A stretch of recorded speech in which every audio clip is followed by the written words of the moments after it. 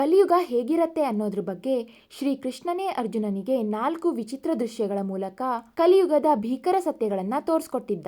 ಕುರುಕ್ಷೇತ್ರ ಯುದ್ಧದ ನಂತರ ಒಂದಿನ ಅರ್ಜುನ ಭಗವಂತ ಶ್ರೀಕೃಷ್ಣನನ್ನ ಕೇಳ್ತಾನೆ, ಕಲಿಯುಗ ಹೇಗಿರತ್ತೆ, ಕಲಿಯುಗದಲ್ಲಿ ಮನುಷ್ಯರು ಹೇಗಿರ್ತಾರೆ, ಈ ಜಗತ್ತು ಯಾವ ರೀತಿಯಾಗಿ ಬದಲಾಗತ್ತೆ ಅಂತ. ಕೃಷ್ಣ ಅದಕ್ಕೆ ನೇರವಾಗಿ ಉತ್ತರ ಕೊಡ್ದೇನೆ, ಬಾ ನಿನ್ಗೆ ನಾನೇ ತೋರಿಸ್ತೀನಿ ಅಂತ ಒಂದು ಕಾಡಿನ ದಾರಿಯ ಮೂಲಕ ಅರ್ಜುನನನ್ನ ಕರೆದುಕೊಂಡು ಹೋಗ್ತಾನೆ.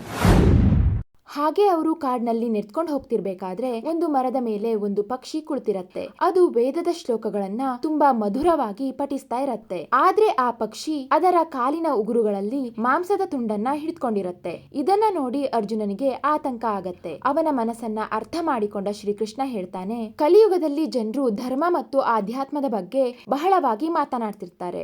ಆದ್ರೆ ಅವರ ಕ್ರಿಯೆ ಮತ್ತು ಕರ್ಮಗಳು ಅಶುದ್ಧವಾಗಿದ್ದು ಸ್ವಾರ್ಥದಿಂದ ಕೂಡಿರ್ತವೆ ಅಂತ ಆ ದೃಶ್ಯವನ್ನ ವಿವರಿಸ್ತಾರೆ.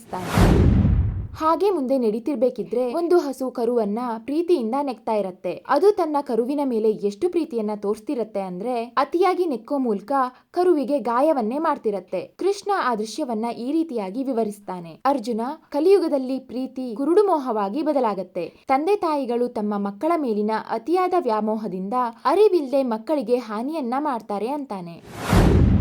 ಹೀಗೆ ಮುಂದೆ ನಡೀತಾ ಅರ್ಜುನ ಒಂದು ಬಾವಿಯನ್ನ ನೋಡ್ತಾನೆ. ಅದರ ಮಧ್ಯಭಾಗದ ನೀರು ಅತ್ಯಂತ ಶುದ್ಧವಾಗಿದ್ದು ಸಿಹಿಯಾಗಿರುತ್ತೆ. ಆದ್ರೆ ಬಾವಿಯ ಅಂಚುಗಳಲ್ಲಿ ನೀರು ಕೊಳಕಾಗಿದ್ದು ಕಲುಷಿತಗೊಂಡಿರತ್ತೆ.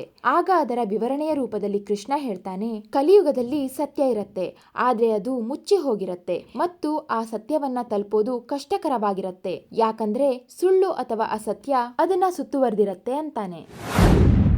ಸ್ವಲ್ಪ ದೂರ ನಡೆದ ನಂತರ ಕೆಲವು ಜನರು ಅತ್ಯಂತ ಚಿಕ್ಕ ಹಾಗೂ ಅರ್ಥಹೀನ ವಿಷಯಗಳಿಗಾಗಿ ವಾದ ಮಾಡ್ತಾ ಜಗಳ ಆಡ್ತಿರೋದನ್ನ ಅವರು ಕಾಣ್ತಾರೆ. ಕಲಿಯುಗದಲ್ಲಿ ಜನರು ಅಹಂಕಾರದಿಂದ ಕ್ಷುಲ್ಲಕ ವಿಷಯಗಳಿಗಾಗಿ ಸಂಘರ್ಷಕ್ಕಿಳಿದು ತಮ್ಮ ಜೀವನವನ್ನೇ ವ್ಯರ್ಥ ಮಾಡ್ಕೊಳ್ತಾರೆ. ಯಾವುದು ನಿಜಕ್ಕೂ ಮುಖ್ಯನೋ ಅದನ್ನ ಮರ್ತು ಬಿಡ್ತಾರೆ ಅಂತ ಈ ದೃಶ್ಯವನ್ನ ವಿವರಿಸ್ತಾನೆ. ಹಾಗೆ ಅವನ ಮಾತನ್ನ ಮುಂದುವರಿಸಿ, ಇದೇ ಕಲಿಯುಗ, ಇಲ್ಲಿ ಕಾಣಿಸೋದೇ ಬೇರೆ, ನಡೆಯೋದೇ ಬೇರೆ. ಮಾತು ಮತ್ತು ಕ್ರಿಯೆಗಳು ಒಂದಕ್ಕೊಂದು ಹೊಂದಿಕೆಯಾಗಲ್ಲ. ಇಲ್ಲಿ ಸತ್ಯ ವಿರಳವಾಗಿದ್ದು ಮುಚ್ಚಿ ಹೋಗಿರುತ್ತೆ, ಆದ್ರೆ ಮರೆಯಾಗಿರಲ್ಲ ಅಂತ ಕಲಿಯುಗದ ಬಗ್ಗೆ ತಿಳಿಸಿಕೊಡ್ತಾನೆ. ಕಲಿಯುಗದ ಈ 4 ಲಕ್ಷಣಗಳಲ್ಲಿ ನೀವು ನಿಮ್ಮ ಸುತ್ತಮುತ್ತ ಯಾವುದನ್ನ ಜಾಸ್ತಿ ನೋಡ್ತಾ ಇದ್ದೀರಾ?